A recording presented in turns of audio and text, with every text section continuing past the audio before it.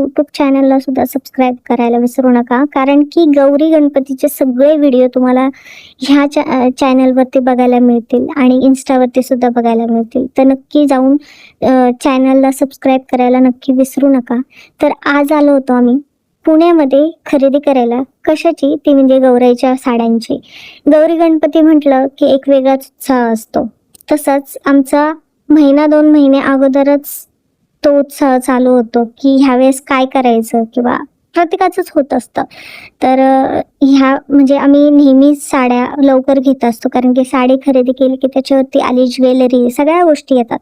So आम्ही पुण्यामध्ये गेलो होतो मूळचंदमध्ये. त्यांनी खूप साऱ्या साड्या दाखवल्या होत्या, प्रत्येक रेंजची साडी दाखवली होती, पण एकही साडी आमच्या मनात बसत नव्हती. आमचं पिल्लू सुद्धा कंटाळलं होतं आणि आम्ही सुद्धा बोर झालो होतो.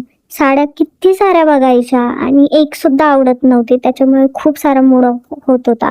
आणि ही एक साडी कशी बशी चॉईस झाली, ती गौराईंसाठी नाही पण स्वतःसाठी नक्कीच घेतलेली. आणि खूप गर्दी होती आणि त्या गर्दीमध्ये सुद्धा ती अंगावर टाकल्यानंतर तीच साडी पाहिजे, तीच साडी पाहिजे असं बाकी बायकांचं चालू होतं. त्याच्यानंतर पटपट बिल केलं आणि पुढच्या दुकानात गेलो, पुढच्या मूळचंदमध्ये गेले. तर ते एकही साडी आवडली नाही आम्हाला, कारण की तेच तेच पॅटर्न आम्हाला नको होते. त्याच्यामुळे वेगळं काहीतरी पाहिजे होतं.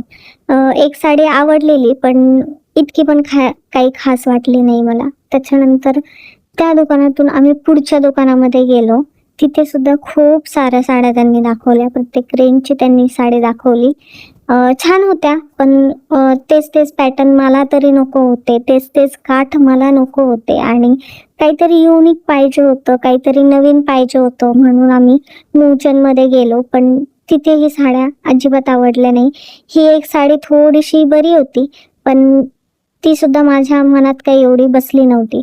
त्याच्यानंतर पुढच्या मूळचंदमध्ये गेलो. त्याच्यात मला ही एक साडी खूप छान वाटली. ती साडी सुद्धा मी घालून बघितली, पण प्रॉब्लेम असा झाला की ती इतकी टोचत होती मला की म्हटलं नाही, मला ही साडी नको.